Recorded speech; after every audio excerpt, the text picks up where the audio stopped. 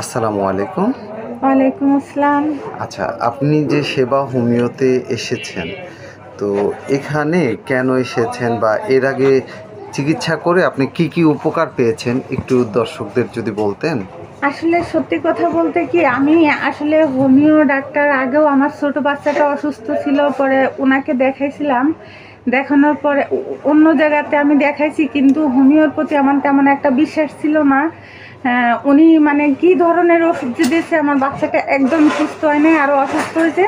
পরে আমি এই ভাইয়ার কাছে যে আসছি, আসার পরে আমার বাচ্চার ঠান্ডা লাগছিল, ওইটাও ভালো হয়েছে। আবার মানে অনেক কাশি ছিল, ওটাও ভালো হয়েছে। আবার আমার পিত্তথলিতে পাথর হয়েছিল, আল্লাহর রহমতে ওইটাও ভালো হয়েছে।